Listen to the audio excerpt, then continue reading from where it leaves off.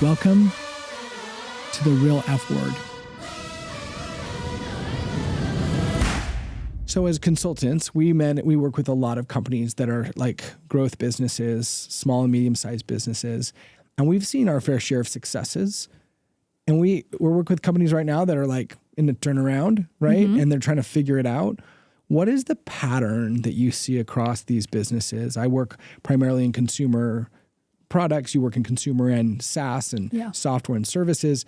Let's just have a conversation about what are the patterns that we've identified as fractional executives that we can share with entrepreneurs to say, look out for these things. Yeah, I think the first that I've seen is like what has gotten most of, I deal mainly with growth businesses. I have worked with some turnaround. So from a growth perspective, what got you there is not going to get you there, you know? Mm-hmm. So I can't remember the exact way to put that. But what got you here should not be forgotten.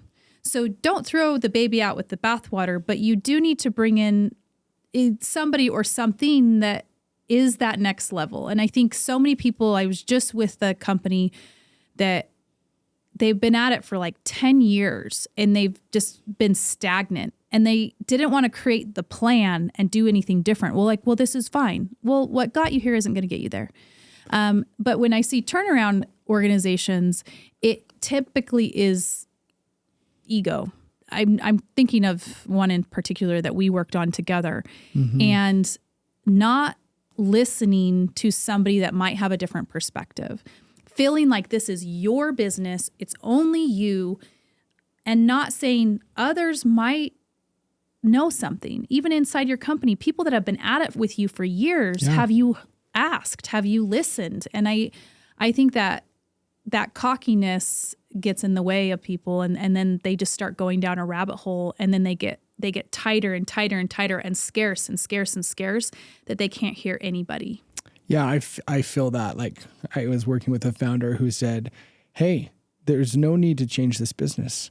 We've been doing this, and this model is the right model, and was so resistant to the idea that we had to pivot or make a really substantive change to our business model to survive, that, you know, he ended up just doubling down on the same strategy, the same acquisition strategy, the same message, the same business model.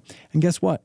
It didn't work. Probably didn't work, right? It didn't work. Yeah. And the resistance to change because you had something so valuable 10 years ago. And I see this with e-commerce businesses a lot. People fear change, which is wild to me, but I also understand it and why I went to therapy for a long time. because this fear of change, change is constant. It's a day by day, product by product, campaign by campaign, program by program. Change is constant. And so even those that resist change don't realize they have been changing this whole time. Mm-hmm. You went to therapy because it sounds like you've had a relationship with change that hasn't always been healthy. I remember a boss saying to me, and it was such good advice, but I couldn't even hear it at the time. Like, stop trying to white knuckle everything. Change was one of the themes. Oh, that's so interesting. I feel that. Right? Yeah. But it's a natural human thing. You want to get comfortable, but change is continuous. And I think with businesses, it's continuous. And I think even because this is connected to it, but they fear this change, they fear this evolution, they fear this sometimes they fear the growth. But what they do, instead of just like looking at it holistically, they look for a silver bullet. They look for and I see this with marketing. They think silver bullet, we're going to throw a PPC campaign, and your whole business is 50 dials. Like you got to change things here and there, and one silver bullet isn't going to change anything. I think so. There's another learning there. I think that it's just this one more campaign or this one change or this one hire is going to solve the problem. I think that's there's this oversimplification of what it takes for a business to be successful is also dangerous. I love that you said there's 50 dials. How many times does someone show them I need a CMO. I need more leads. I need more revenue. And they just think we're going to come in and it's just like magic. Yeah. Like we're going to be like, yep, okay, let's turn this campaign on. And all of a sudden you have 1,000 new leads. Can you fulfill that with your product? Can you onboard the customer? Like I'm not saying, I don't want to complicate it because I don't want people to be like, oh, it's so complicated because to change, that's not my intention here. It's just, don't be afraid, and don't be afraid to look at the whole picture because it might be something you weren't expecting that ultimately leads to the success. And it will probably be 2 or 3 things that lead to the success. That's right. That's right. Yeah, 50 is a lot. 50 is a lot. Well, entrepreneurs like, dang, if no, Joe and Kortney come in. I didn't want, let's not oversimplify it either. Yeah. Right? But lots of things have to line up for business to be successful and sustainable over the long term. Yeah.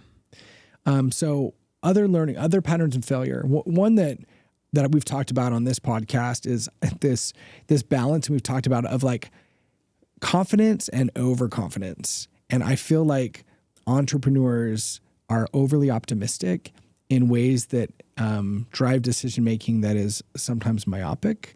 And case in point is every forecast I've ever seen is like, right? We just like, you and I were working on a forecast last night, and I just was like staring at it, and I'm like, started at like 10 million, then I'm like 9 million. Like, wait a second, this is like 263% growth, and now I'm at 7 million, and I'm still wrestling as I'm trying to coach these businesses to just make sure that we're not so optimistic about the prospects of our business that we make decisions based on a plan that says 7 when the reality is we might do 5, or a plan that says 70 when maybe we do 50. Like, how do we balance this optimism that's required and over optimism that leads to bad decision making? 2 things came to mind, and one was a pattern as well. Is the first thing is why? Like, why do you want to get to 7? So you think you can. I am shocked at how many businesses I talk to when I say, what's the goal? They do not have an answer. Or why are you in business?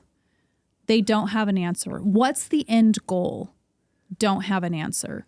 And so if the forecast is really big, that's okay. So first, know why you want to do what you're doing and spending your time doing what you're doing. Money is not your most important resource. Your energy and your time are your most important resources. You can go make money. I believe we could have a whole conversation about my view on money and how it's changed. But they want to go make these things. You need to know why. And that's a pattern I see constantly. People don't know why. They just want to build for building's sake. They want to grow for growing's sake. Maybe only growing to 4 gets you everything you want in life, but you want to grow to 7. Okay, great. You have a good reason now at 7. Let's go down that path. I think the other pattern that I see is an inability to make sacrifices or change what you were going to do to get there. If you want to get to 7, I can get you to 7, but are you willing to spend 17% of your revenue on marketing? No? Then I can't get you to 7. It's this constant go forecast big, but what is the plan? The horizon point is way out in front. What tracks are you going to lay in order for the train to go really fast?